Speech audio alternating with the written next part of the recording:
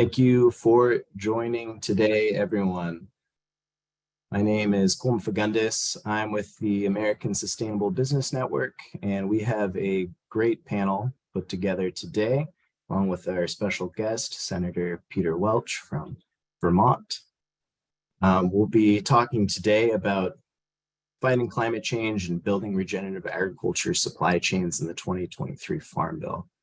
Specifically, we'll be addressing the topic of the missing middle and the need for investment in infrastructure, supply chains, and aggregations to reach small farmers and local and regional markets and build out regenerative agriculture. So just to get us started, a quick intro to ASBN for those that are not familiar with us. I'm sure most of you are, might be some newcomers. American Sustainable Business Network, we are a movement builder in partnership with the business and investor community. We develop and advocate for solutions for policymakers, business leaders, and investors that support an equitable, regenerative, and just economy that benefits all. We work on multiple issues such as regenerative agriculture, climate, justice, and we are a membership organization advocating on behalf of every business sector, size, and geography. Collectively, ASBN and our association members, we represent over 250,000 businesses. So with that, I'm going to pass it over to Eric Campbell from Kiss the Ground, Regenerate America, who is co-hosting this event with us today. Thank you, Colton, and welcome everyone. My name is Erica Campbell, Policy Director at the national nonprofit Kiss the Ground. We convene the Regenerate America Coalition, which is a group of 120 organizations, farming groups, and businesses working to advance regenerative agriculture and soil health, as well as regional food systems in this Farm Bill. So we're excited to partner with ASBN today on this. And I am incredibly honored to introduce my senator from Vermont, Senator Peter Welch. He was elected to the US Senate just this year, but this is after serving for 16 years in Vermont's only member in the House of Representatives. And I can't say enough good things about this man. Throughout his career, Welch has been a fierce advocate for clean energy efficiency, cutting the price of prescription drugs, investing in infrastructure, and expanding broadband and telemedicine in rural communities. I have seen firsthand his steadfast commitment to local and regional food systems, and it's really helped Vermont become a national leader in regional food systems. And I appreciated, Senator, I appreciated your questions yesterday in the Senate hearing on local and regional food systems. I think you were the only one to mention that, so that was wonderful to hear.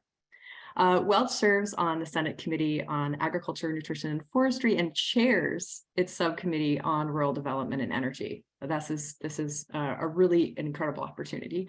And their jurisdiction is a renewable energy production in rural communities, loans and grants for agriculture producers and rural communities, as well as rural broadband. And he also serves on the Judiciary, Commerce, and Rules Committee. Before entering national politics, Welch worked as a public defender and subsequently founded a small law practice and served in the Vermont Senate, where he became Vermont's first Democratic president pro tempore. He's married to Margaret Cheney, commissioner of the Vermont Public Utility Commission, and they share a home in Norwich, Vermont. Welcome, Senator. Thank you so much for joining us today. Erica, it's really good to see you and everyone. I'm excited to be here. You know what? I'm on the Ag Committee again. And when I first got to the House, I was on the Ag Committee and we were doing a Farm Bill. And I am really excited to be on the Agriculture Committee again, to be doing a Farm Bill. And I just want to talk a little bit about why what you're doing is so important and what the challenges we have in agriculture are, and why the movement towards regenerative agriculture is so profoundly important. You know, in the Farm Bill, you know, there's the nutrition program, which we won't be talking about today, except to acknowledge that every farmer I know, particularly those local farmers, is thrilled when what they produce can be sent to a local school, or to a local farmer's market and be consumed by their neighbors. But here's the challenge we face in the Farm Bill. There's two. Number one is this dichotomy between industrial agriculture and small farming. And it's really the difference there. You mentioned, Erica, that hearing yesterday, and we had some farmers who are talking about the pressures that they experience, and this is large and small farmers, with the cost of production. And all of that pressure is about then getting, quote, more efficient. And more efficient means bigger with more equipment. And the problem is, as real as it is for those larger farmers that they want to get larger in order to be able to stay in business, all of that is in direct conflict with what we need to maintain small local agriculture. And I believe that efficiency is not the only objective here. I think nutritious food, custodianship of the land, local agriculture, and that can mean different things in different places. I also think it means much more focus on fruits and vegetables. And we have this weird situation where they're called, quote, specialty crops. How about fruits and vegetables? How about nutritious? How about nutritious crops? And a lot of that is done at the local level. So my goal in the Farm Bill is to make sure that the values that are so part of the local agricultural economy, where the folks who go into farming, despite all of the obstacles, really do it because they believe that they are going to produce what we can eat that's nutritious. They're going to be custodians of the local landscape.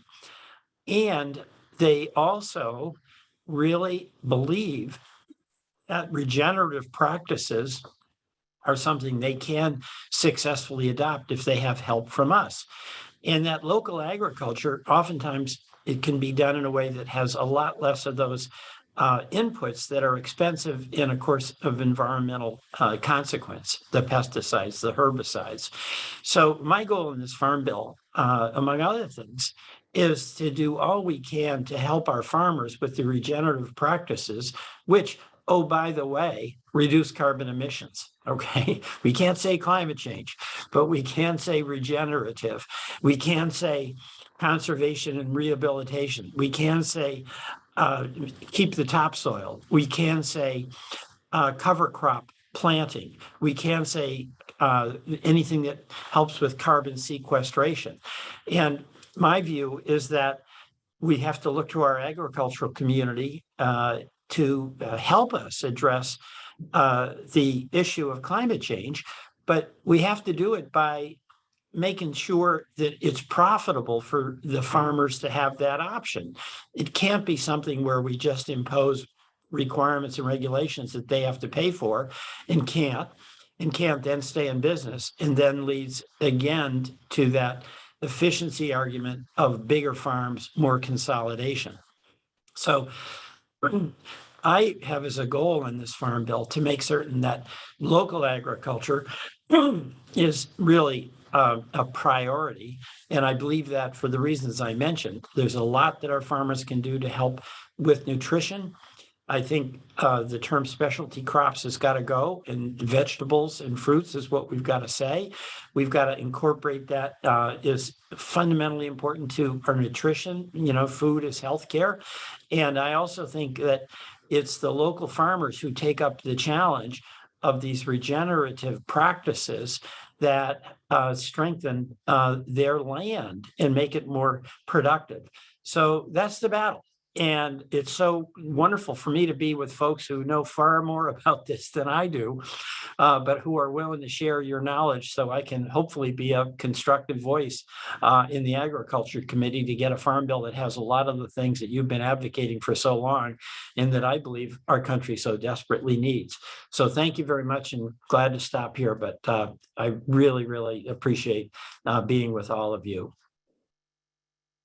Thank you, Senator, so much. And your comments resonate with so many of us. You can stay around for some questions? Yeah, we got a few minutes. Great. Yeah, so I just want to let everyone know, I should have done this at the top of the call, but there is a Q&A function down at the bottom of your Zoom app that you can put in questions there for the senator. But it looks like Erica. And by the way, call me Peter. All right, let's not get let's not get Okay. ahead of ourselves here. All right. Sounds good, Pete. All right, Erica, you had a question to start off. Well, I wanted to thank you for helping lead the Local Farms and Food Act. I think that that's going to be a bill that really will help advance the local food systems, as you're saying. I think a piece of that was around increasing funding for LAMP. I know we're looking at a tight farm bill likely. And so also just thinking about other ways we can make the programs better. There is a proposal, I think, in there to reduce the match on the VAPG, the Value Added Producer Grant. I think we're really supportive of that. I think, making these programs more accessible and streamlining. So yeah, you're the chair of the subcommittee that is rural development, and so that's VAPG. That's also RBAG and some other programs, community facilities. Like, just wondering how you and your staff are thinking about ways that we can use rural development to really help continue to further catalyze the regional. Well, a couple of things. One, we're going to the one area that I'm in alignment with my Republican ranking member, Senator Tuberville, who likes to be called Coach Tuberville. He coached Auburn. But he and I on broadband are on the same page. And we all know that rural broadband is a big challenge. We've made a lot of progress on it. We've got our community union districts in Vermont, but we have to stay on it because we've got to make certain that we have high speed internet available, and it's future proof, so we don't start falling behind urban areas as advances are being made. So that's one, and that's ongoing, and it's existential. But also, there's a lot of benefits that are in the Inflation Reduction Act that can be helpful to farms with energy efficiency measures. And it's everything from, say, a community digester to funds to help tighten up the structures that they have. Because a big goal for every farmer is that margin. And we can help when the price goes up or the costs go down. And the Inflation Reduction Act is an area where the cost can go down with the help of some of these grants and loans that are available. And I think that's important. And by the way, in that area, it's not just the farming community, but a lot of the smaller businesses in rural America. Because there's an ecosystem when you have a healthy rural area. It's not just the farms. It oftentimes has some small manufacturing plants. Obviously, it has equipment dealers. And rural America has really been decimated with the loss of manufacturing jobs, as well as the loss of our smaller farms. So we want to focus attention on that. My hope is to have some hearings around about that. And by the way, I'm going on too long here, but I've really always believed that the values that I see in rural America are really important for America. And that's like helping your neighbor. It's like stewardship of the land. It's about a kind of humility that you see in people who find a way to get what needs to be done and have a capacity when they're doing it through interaction with their neighbors to be accepting of people who have differences with them. We're one of the most rural states, if not the most rural state. I think Vermont in the way we do things has a lot to offer. This woebegone place that I'm working in Washington, D.C. And we have some questions from the audience too. One was from an anonymous attendee.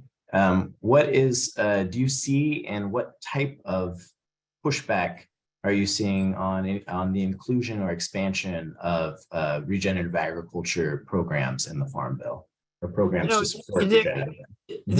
Here's where the problem is going to be. There's going to be an immense amount of demand for for funding for the commodity programs. Okay, this is the tension. And there's not so much opposition to regenerative practices, but it's got to have a bottom line that works for the farmers that are going to be doing it. And there's enormous pressure on the budget here, particularly in not just in the Farm Bill, but everywhere. So the movement towards regenerative, I'm seeing a lot of people support it. Folks who don't really know that much about it are open to it. But where the conflict is going to be is when you actually have to pencil in who's going to get how much money. So that's where we're going to have some conflict, because if you're talking cotton, rice, and folks who represent those areas where that's the dominant thing, bottom line for them is they want to get what they think cotton should get and what rice should get. And that's the ongoing conflict between what I was talking about earlier, the quote efficiency, which really means large, at the expense of local, which ideally means small. So that'll be a challenge that we face. Yeah. And we have a question from Klaus Major in the audience. He says, access to meat markets seems to be one of the most important issues for small scale farmers to open up an important revenue stream. What are your thoughts on that issue? And you touched on this a bit. I know, dairy, of course, is very important in Vermont and relevant discussion. But, yeah, maybe if you could touch on meat and dairy and your thoughts on that. And my view is that anything local we want to support. And one of the issues for meat processors is how they process the meat locally, and what the regulations are with the FDA, and what there may be as an opportunity to have local and even on the farm processing. Obviously, there's always a health issue where you've got to make certain that you maintain standards. But I'm a person who thinks, to the extent that we can have flexibility consistent with making certain that consumers are getting safe meat, that we should be flexible and accommodating. Yeah, definitely agree with you there. And there's also some opportunities, hopefully, to make some investments in that needed infrastructure. Yeah, I think we got time for maybe one more. Yeah, definitely. We've got lots of questions here, so it's just trying to pick them. How about let's go with Michael from Tucson, Arizona. What is the biggest challenge you have faced and expect to continue facing working on the Ag Committee and making progress championing an agriculture system that prioritizes regenerative agriculture? Well, I'm going to give an answer that you're not going to like. The biggest threat to the Ag Bill is the bill that just passed the House on a very partisan basis that will have us go into default unless we accept the conditions on the budget that are in the House bill. And the conditions in the budget would mean we won't have a farm bill. I mean, literally, it means that. It means that all those climate change initiatives that were in the bill, including things that have helped rural America, like the digesters and the tightening up of buildings, those are gone. They all get repealed. So we won't have a farm bill if the McCarthy bill that would have us go into default unless we accept those conditions go into force. And it's an incredibly reckless situation that we're in right now, because this notion that a country doesn't have to pay what it owes on time and in full, that's a new one for me. I got to tell you, it's like, you taking out a farm equipment loan, or you taking out a mortgage and deciding, what, I really don't feel like paying it, so I won't. That doesn't end well. You lose the farm, you lose the home. But that's where we're at. We're literally there. And the budget conditions that they've associated with that bill to avoid default, which will be catastrophic for everyone, include no farm bill. That's essentially what it means. So that's the biggest threat. When you're in the Ag Committee and you're talking to folks about the competing interest, what I find is that every one of us on the Ag Committee has a kind of local agriculture that we'd like to see thrive. And that's Republican or Democrat. There is that cleavage too between, the big commodities traditionally and the quote specialty crops and the local practices. But those you can kind of work out within some constraints. But the members on the Ag Committee, by and large, and I'm including my Republican colleagues, they really care about those that local agriculture community, because all of us who are not farmers, we benefit by what farmers do. Preserving the land, being stewards of the land, giving us the opportunity to get fresh local products. That's, everybody likes that. So it may be vegetables or fruit in one place, it may be dairy in another, or cheese. But I feel good about the bipartisanship when it comes to the concrete decisions that we have to make. But I'm, frankly, really, really alarmed at this wild and reckless threat that America will default on paying what it owes in paying it in full. So that's the warning from here. And I am worried about that in all candor. Yeah, thank you for your openness there. And I know we are past the time that your team said you had to run.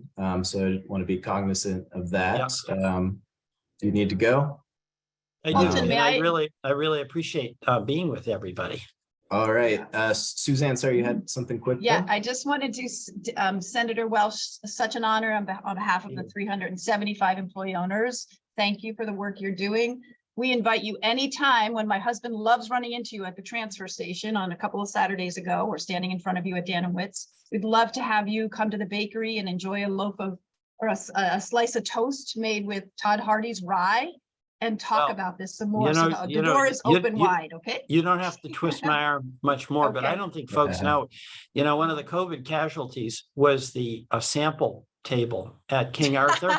And when my wife and I went to King Arthur to shop, I kind of got lost. And I would overstay my welcome at the sample bar. It was so good. And finally, the King Arthur security folks would have to escort me, away. But anyway, I look forward to seeing you there.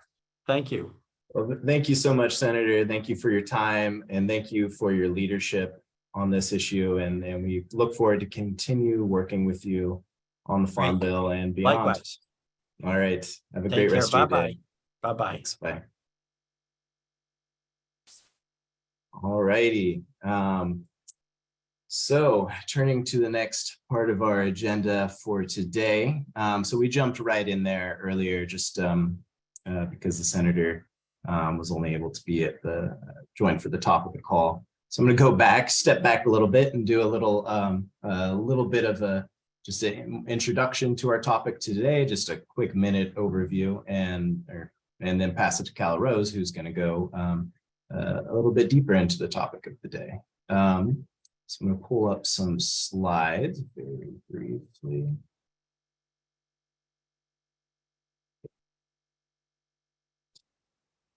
Oh, I can't share my screen, so that's all right.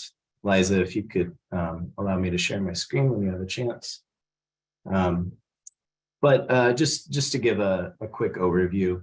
So at ASBN, we have a Regenerative Agriculture and Justice initiative, and that's why we're all here today. And here's some of the members that are involved. And this is actually outdated. I'm realizing, sorry, Suzanne, I don't think this is from a year or two ago. King Arthur isn't on here, so we need to add you. But we're bringing together businesses, investors, and partners such as Kiss the Ground, and other environmental organizations and small farmer groups such as the National Family Farm Coalition, the Latino Farmers and Ranchers International, to work collaboratively on regenerative agriculture policy. We are especially focused in on raising the business case for regenerative agriculture. Raising the business and economic case. And what is regenerative agriculture? Here's a quick overview definition. I'm sure most of you here are aware, but just don't want to assume. Very high level is an approach to farming that uses a combination of place and context-based practices like managed grazing, no or minimal tillage, composting, cover crops, and crop rotations to build soil health minimize inputs, and enhance biodiversity. There's obviously a huge focus and interest in it for its potential to sequester carbon dioxide as a tool in fighting against climate change. And it's very important to flag that regenerative agriculture is not a new phenomena, but is indeed something that has been practiced by indigenous peoples, small-scale farmers across the world for millennia. It's something that is just sort of being rediscovered in the mainstream of Western agriculture. And so here's our high-level Farm Bill priorities for ASBN. I won't go into them. We have another webinar that was just generally on the Farm Bill that we did last year, along with a small farmer advocacy group and another business member. We can share that in the follow-up. But today we're really talking about this part, this middle one, investing in regional markets and infrastructure, processing and aggregation. Kelly Rose is going to take us deeper into that. So here's some information on our campaigns. And also I would just give a 15-second high-level overview of the Farm Bill. The Farm Bill is a piece of legislation, an omnibus collection of legislation passed every 5 to 7 years. And it has been since the Great Depression, the 30s was when the first Farm Bill was passed. And it's responsible for addressing the vast majority of our food and farming policy on the federal level in the US, responsible for everything from nutrition programs to subsidies to market development to business loans. Covers a lot. And again, that's available in that high-level webinar we'll send in the follow-up. And it's up for renewal this September. So that's why we're all here today. And that's why the senator was talking about the Farm Bill. And that's why we're also excited for its potential. So passing it over to our next panelist, Kelly Rose, take it away. Oh, actually, I'm going to introduce you briefly. Sorry. So Kelly Rose is a managing partner at Regenerative Capital, where she works to scale regenerative agriculture, secure our food system, and rebalance the climate. She has been a longtime advocate for climate action, the environment, and regenerative agriculture. Previously, some of the work that she's done includes the Marin Carbon Project, where she worked to scale regenerative agriculture through strategic organization, economic development, and local and state policy. Before that, she worked at the city and county of San Francisco, where she managed the San Francisco Carbon Fund, which was a community-wide climate and adaptation planning using GHG reporting and reporting systems and inventories. So with that, Rose, take it away. Thanks, Colton. It's a pleasure to be here with you all and with the senator. Isn't he fantastic? You guys are so lucky in Vermont to have Senator Welch, really wonderful human. So I'm kind of on the western side of the US here, and we're all working on this national work together. We focus on the missing middle at Regenerative Capital because we believe that the biggest single driver of transition in agriculture, and our goal is to support an agriculture-wide, sector-wide transition towards soil health and regenerative practices, is market access. Now, we know that technical assistance and training is also key in that in terms of economic deployment of new practices. Your TA is your largest indicator of market adoption. So you got to have TA alongside market access. And that technical assistance, for those of you who don't know, just means know-how. So farmers training other farmers and agronomists being available to help farmers in this transition. I'm going to assume you all have a baseline of this. I see a lot of your names on there. I think everyone's familiar with it. But essentially, our thesis is really that TA combined with market access are the two biggest levers to support transition. Now, when we transition, there's a lot of opportunities because we get to restructure the economy. How we restructure that as people in positions of power, whatever power that is we have or privilege, really will determine if this transition can also be a just one. If we can bring along folks who've been left out in previous economic development transitions, and if we can do it in a way that supports both urban and rural livelihoods. So that all being said, our focus really is on infrastructure and aggregation. I think a lot of folks, maybe we have amnesia, you know, we forget things pretty easily, but we haven't really restructured the way the US does agriculture since the 50s. And that's, you know, when we went like fence line to fence line, it was go big or go home. We really, in a lot of ways, did an excellent job at scaling commodity agriculture and creating cheap calories. And this was done largely through government subsidy. You know, the government subsidizes our commodity system in a form of bailouts, which is crop insurance, in the form of guaranteed markets, which is the SNAP program, as well as the commodity programs, both domestically and overseas, how much soy China agrees to buy from us, how much rice we may dump on Africa or other countries. These are all markets that are built in, and then what that does is it allows the financial system, the private financial system, to come in and finance that because they have a guaranteed return, even on something that's so high risk. And agriculture is very high risk, which is why the government got involved in the first place, because you really do need a socialized structure surrounding ag to some extent, whether that's within a community or from a government. You choose your politics, but you need to have a system in place in order to really ensure food security. So in this missing middle conversation, the challenge that we've seen over and over again is that a farmer may want to transition. They may say, I want to transition out of a single commodity and into a diversified cropping system. But they don't have, let's say they want to transition to beef, organic beef production, maybe some organic alfalfa, some small grains, and they don't have a processing facility nearby. Now, a farmer's not going to drive more than 2 hours to a processing facility. So you got to have regional facilities to make it accessible to those farmers. Without that processing facility for beef, say, or a mill for the small grains, you are not going to get that transition. Even if the farmer has the TA, even if they're willing to take the risk and shift out of their current system, without access to markets, which is a market maybe selling a steak to a grocery store or selling a bundle of small grains into a local mill that will buy it from you, you just don't get that transition. So our thesis and what we're so excited about to be working on here with the businesses that are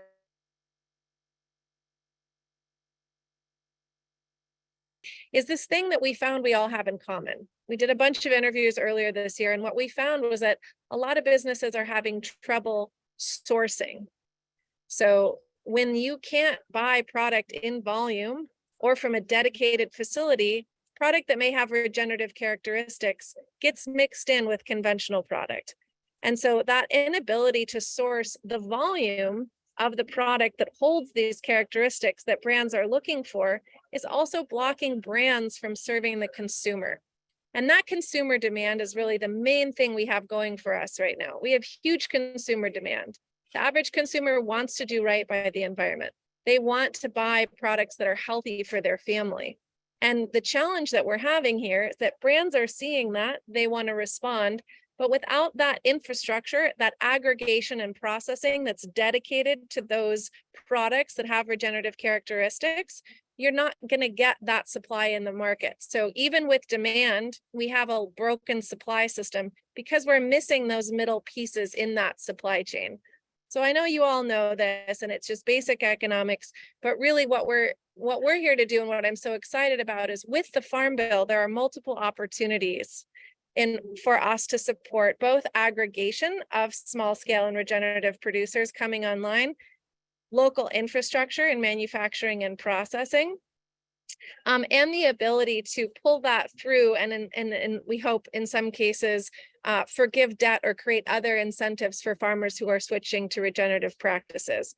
So these key pieces around supporting regional farmers to shift and transition, supporting access to and building new infrastructure, processing and manufacturing and distribution, and then supporting the companies that aggregate these products and help pull them together will enable a supply to be available to brands such as King Arthur, who are really committed to sourcing from these products, but right now are blocked in that marketplace because of structural reasons. So what we do is we come in and we help support financing for those types of businesses because we see that as catalytic to supporting the transition of agriculture writ large towards regenerative, that market access really being a catalyst. And again, connecting to the demand that brands are responding to from consumers. So that's just, I'm just here to be the basic macroeconomic overview, and I really appreciate all of your work. I just want to also say for everyone on this call, it's a really specifically good time to do this. We have an amazing window. It doesn't mean we're going to get everything done this farm bill, and it may be that that farm bill gets delayed because of the issues the senator brought up. But what we have right now is this opportunity to come in and say, look, government, federal government, we can't do this on our own. We as brands, as businesses, as investors, we need your help to rebuild this economy. This has been done before. America has done it several times before with the Farm Bill.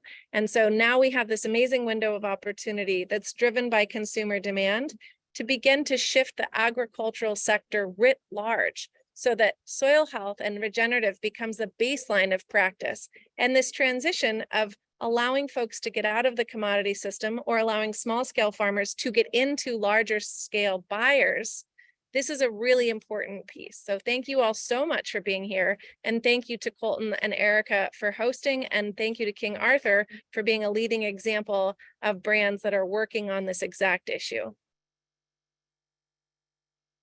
Thank you, Keller Rose. And to that point, I just put into the chat an opportunity that we've made available, work together with Regenerate America and Cal Rose on this, and indeed the thought leaders on putting together a lot of this content.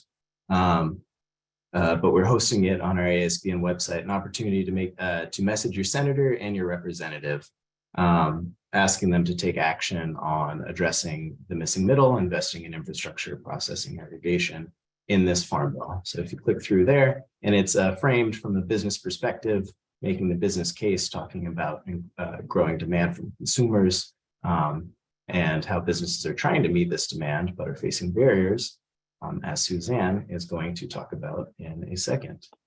So please consider engaging through there, and there will also be more opportunities to engage moving forward. It's really important that Congress is hearing from people like you, from businesses, from advocates, from farmers.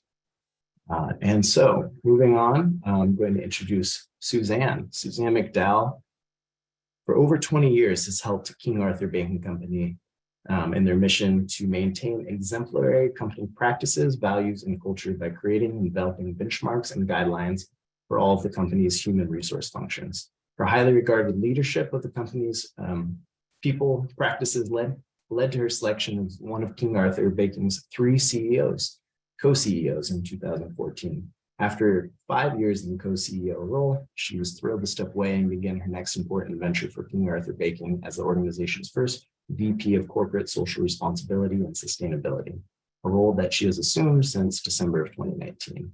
This newly created role is essential to fulfilling King Arthur Baking's corporate mission. Suzanne has the perfect background to lead this important function, leveraging her skills to develop and drive King Arthur Baking's programs, including making planet-forward, people-positive business decisions that benefit all of us. And I want to say it's just been a thrill to work with Suzanne and King Arthur over the last year plus since they've come on as ASBN members, and they joined us for the Farmers for Climate fly-in this March to advocate alongside the Latino Farmers and Ranchers International. And so Suzanne, please take it away. Thank you, Colton, and thank you everyone for joining this important webinar. And it was such a pleasure to start it off with Peter Welch. And I live in the town he lives in, and my husband is a bit of a fan. I mean, a boy fan, whatever you call that, gets a little like starstruck when he sees him, and he sees him at the transfer station. And now I'm going to tell him, you need to call him Peter. You don't have to be so formal. He just shared that with us today. So, and it's just fascinating to listen to him. And I'm so grateful, Erica, to your point, and Cal Rose, you're right. We are so lucky to live in this state. And I'll start off by just acknowledging Frank and Brenna Sands, who owned this company for many years and had been in Frank's family for 5 generations. And he and his wife decided to sell the company to the ESOP and to become an employee-owned company. So we are a 100% employee-owned company, founding B Corp and benefit corporation. And the reason for this role being created a few years ago was the need for us to bring focus to the environmental side of our business, because We are a baking company. We are phenomenal bakers. We are not farmers, but farmers are so critical to baking. And so just a few years ago, we decided to really kind of pull up and say, how do we go deeper in our supply chain to start understanding the nuances of our supply chain? We have these incredible relationships with mill partners throughout the country. And the way the system, as Cala Rose has talked about, is set up has been working fine enough for a very long time. But we want to be part of a solution that's going to help it look different moving forward. So Senator Welch kept saying local. Our phrase is regional. Our approach to regenerative agriculture is a regional approach. We are stepping in and meeting farmer partners where they are. We're listening to them. We're learning more about their challenges because they are the greatest stewards of the land. And we can't be the greatest baking company in the land if we don't really make sure we're elevating all of those people. So it's been a wonderful experience for the last 2 years to get to know farming partners and to talk to them and understand what's going to be meaningful for them. So one thing that brings me a lot of hope around this work is the deeper we go into this work, the more we learn about the good peoples that are doing this work. So meeting Cala Rose and the investments that they're doing to raise money for this, because we as a CPG company who has an enormous engagement with our bakers across the country have an opportunity to talk about this very broadly. And it's just really, it brings me just a lot of hope that we're all doing this work together, because it's not going to work if we start alienating one another in this process. It's only going to work if we're going to kind of do it together and make sure that we're kind of moving forward for the farmers, for the bakers, for the people that are doing this good work. So we got into it because, as you might imagine, farming is about our baking. We use flour, grain, wheat, right? And so of course it matters to us. Regenerative agriculture matters to us. And so the process started a couple of years ago where we were very thoughtful about having someone come in and really do a stakeholder evaluation, talking to all of our stakeholders so that we weren't stepping into this blindly. We didn't have the expertise. We wanted to be in a learning mode. We always want to be in a learning mode with this work. And the program has continued to grow. I mean, we have already, I think it's 11,000 acres in our regenerative ag program today. And to Cala Rose's point, the way the system is set up today, it's not easy to separate those grains. So I'm going to share an example of a product that I hope you will all head to Whole Foods to purchase this fall, a climate blend product from King Arthur, where we sourced the grain out west in the Pacific Northwest. It was grown there, and then it had to be trucked into Kansas to be cleaned and milled, to then be shipped out to be distributed. That's very complicated, very expensive, and not really a sustainable solution.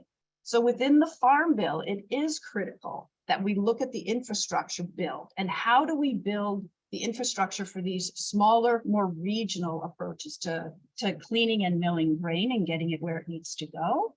That's just one such example. And so what my colleagues have been doing on the operations side, and this work really needs to live within our operational function. It's not an add-on, it's not a plug-in, it's truly embedded in the way we're doing this work, is they're trying to take complications out of other areas of the business, because this is going to get more complicated and we are committed to this. And as many of you, I hope on this call know, we have made a very audacious goal of moving all of our grain in our bags to be regeneratively grown by 2030. And we're not going to back away from that audacious goal. We are making progress and feeling really good about it. And back to the hopefulness that there's so many of us doing this work.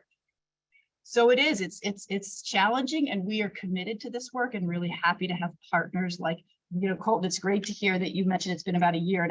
And the reason we finally decided to join the American Sustainable Business Network, and Jeffrey Hollander had been talking to us about it for years, was because it was time for us to start using this platform. It was time for us to start leaning into advocacy. and, making sure that all voices are at the table with us. So we're really happy to be a partner with you as well. And Erica couldn't be more happier to kind of be learning from Kiss the Ground and Regenerate America. So it's great to be here with everyone. Thank you so much, Suzanne. Mm-hmm. And so I'm going to ask everyone if you have questions to please put them down in the Q&A section. But to get us started, I'll ask, Suzanne or anyone else from the King Arthur team that's on, if you could speak to a bit, and you touched on it a bit, but maybe if you could share examples, or you could keep it high level of some of the barriers that you've faced in some of the challenges that have existed in trying to expand regenerative agriculture in your supply chains, and how you're working to overcome that, and how policy could possibly help. We've talked a bit about some of the challenges with dealing with certain granaries and so forth, but does that make sense? I think it's a really interesting topic if you're willing to touch on it. Yeah, I'm happy to kind of kick it off and then invite my colleagues to chat it up or join, or however that would work on the webinar here. So I did share that one example, right? And so there's another example that I'd like to share in that, one of our larger scale mill partners, who I think, when Senator Welch was with us, he was referring to conventional, right? So let's just call that conventional partners, who are important partners of ours. And we're not interested in shutting the door. We're interested in pulling them in. How do we invite them in for this change, right? How do we make sure that we're all moving forward together? We have our first pilot program that started with them, and the approach to kind of not segregating the grades. So we committed a substantial amount of money to get this program off the ground, knowing well that we weren't going to know that that grain was ending up in our flour bags. It could have been ending up in our competitors' flour bags, but because we're committed to saying we've got to get this work underway, but this mass balance approach we've got to keep pushing on that. So one of my colleagues, who is the person who deals with our mill partners, is saying, okay, it's going to start out at this percentage, but we've got to keep pushing. So we've got to create infrastructure within this larger scale mill to do some segregation of this grain, so that identity of that grain can be followed all the way into our bag. So where there's opportunities for kind of infrastructure builds, machinery builds, things like that can go into these more regional mills would be very helpful for us. Those are like two extreme examples, right? One's very local grain, perennial grain that's coming out, going to be on the shelves in Whole Foods, and a large scale ag that's doing the work too. Thank you. That was the exact example I was thinking of. I don't know if there's anyone else from King Arthur's team that wanted to add to that. If not, then we have some other questions coming in. So we have one from Lily Jaber, and her question, I guess this could be to any of the panelists. Any thoughts on bringing in more racially diverse farmers and voices, making space for them, for a platform for them, including them in the discussion and decision making? I don't want to take up all the time. I want to create space for others but let me just kick it off by saying yes. Part of our goals, both kind of the regenerative goal as well as the kind of underserved population, how do we invite farmers into that? We have a very great relationship with the Young Farmers Coalition that has been in place for many years. We are learning from them about ways that we can identify people who are interested, and then what is our role in that? How do we elevate their voices? What obstacles could King Arthur clear for them as a large CPG company? Is there an opportunity for us to say, this is how we can back you getting into farming, a commitment to buying grains that kind of are going to, the grains that we're able to purchase from them? Are there opportunities there? So we are in conversation with the Young Farmers Coalition all the time about this, and understanding the makeup of kind of land across the country and where we can help kind of reduce barriers, and at least engage in the conversation and just use our platform again, which is quite broad. Great, thank you.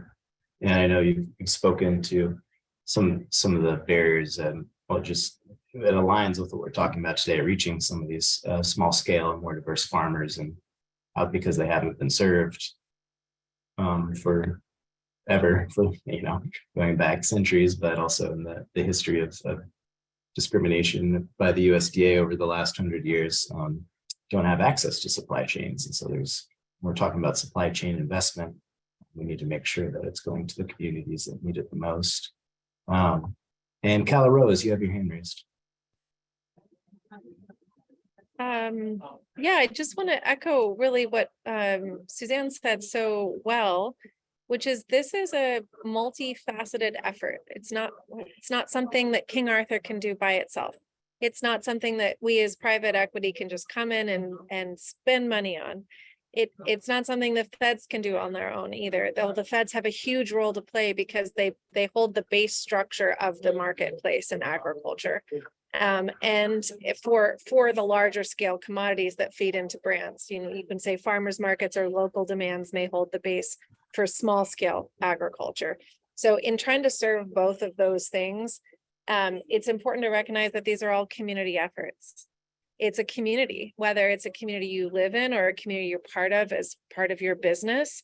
And it takes multiple people coming to the table and being able to perform their role and perform what they are doing well and in a healthy manner. And oftentimes that takes somebody who is maybe a strong partner helping a new partner find funding sources to get them going. And so I'm really encouraged by the cross collaboration I'm seeing between brands helping farmers apply for grants maybe that they couldn't get otherwise. We often work with nonprofit partners who are willing to supplement the cost of capital for farmers who can't afford to take on more debt.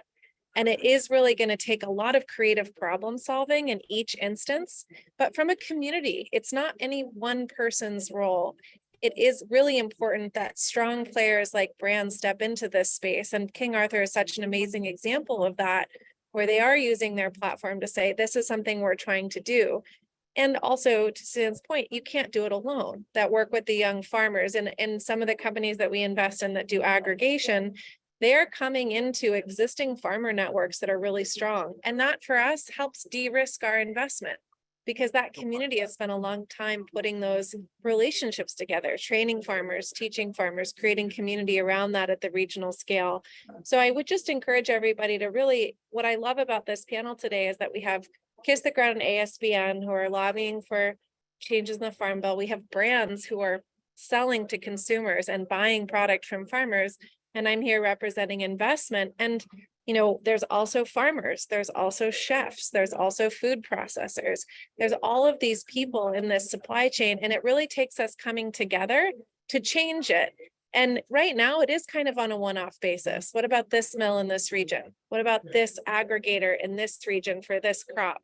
But I think the more that we do this and the more we can engage change in this farm bill and the next farm bill, the more that this sort of decentralization or re-regionalization of our food supply chains is going to become a reality. But we all need to know that we're signing up for two things. One, it's a community effort. And two, it's a long-term effort. This is not just one farm bill, but several farm bills worth of work. I personally feel okay with that because it's so good. And I see progress happening and we're building something that's really great. So anyway, just again, my 2 cents there on the nature of this and how important it is to have farmers' voices, but how you can't put it all on the farmer. Really has to be a joint effort. Cala Rose, I love that you just mentioned that because just last week I had the privilege to sit outside because we had one sunny day. It's been very rainy in Vermont. One sunny day last Friday, and we had some crop consultants from North Dakota who are in a program. And so to your point, it's going to take all of us with very large business who have all committed to incentivizing farmers and well, we've committed to incentivizing farmers, but this program is to help the farmers, right? Because And I was so encouraged. Lee, one of the crop consultants, says the farmers, to the earlier point, yes, this regenerative has been happening for hundreds of years. It's not a new phenomenon. We got away from it. We're coming back to it because we have to. And it's the right thing to do for all of the right reasons. Nutrient density, I loved that Peter Welch was talking about that earlier. But they were, so they're here talking about the conversations that they're having with farmers, and we're listening, right? We're listening, and what is the role that we can play along with, in a pre-competitive space with other businesses, right? We're all in it together. And that's the, if there's one message I want to leave this call with, is we are in this together. We are all here for the right reasons, right? And hoping to affect change.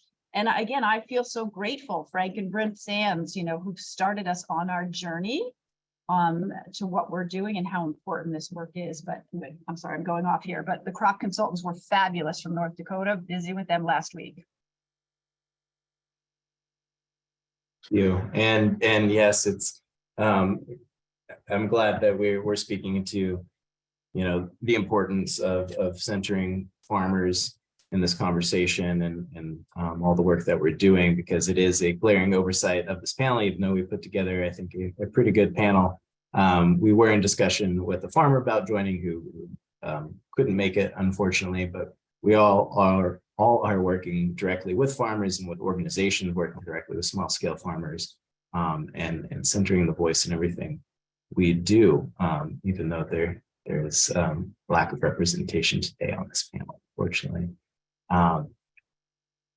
But moving forward, I think we have time for one last question, then we'll wrap things up. This one I thought was interesting to take us in a different direction. Are there opportunities in creating bridges between American farmers and farmers in developing countries to collaborate and not to compete? If so, how could they be reached? I'll leave that open to the whole panel, because I think it's a big and interesting question. I always think there's opportunities for collaboration and learnings. We are a US grown wheat company, so there's depth we can go towards with our farmers, but there's always learnings from other countries, from other communities. So I don't want to say we wouldn't ever lean in that way. So I think it's a great question, and I'm glad you brought it up, because now it's got me thinking. Great. Yeah, and we do work, a lot of businesses in our membership are actually, working mostly with farmers globally. And I think it's an interesting thing we need to tackle more, is, how to bring together our network here in the US of farmers and businesses together with their network internationally. How can we collaborate in this movement together? And I think there are some organizations doing good work in that area, of course, but I think we could bring the business voice to that as well. Right. Well, I think I'm going to wrap things up. Is there any last minute comments from anyone in your panel that you would like to leave our audience with? All right, we've said it all. So thank you so much again, everyone, for joining us today. Again, I will flag that missing middle action alert and letter that we shared in the chat earlier. That will all be included in the follow-up. I'll also mention, when my colleague John Rumpler is on today, he shared a letter as well that has to do with some of these programs that we're talking about around meat and poultry processing. Work together with him on that letter. We'll include that along with our call to action, as well as our Farm Bill platform and Regenerate America's Farm Bill platform and other ways to get involved, and the recording. Thank you again so much. Let's keep up the fight and have a great rest of your day. Thank you.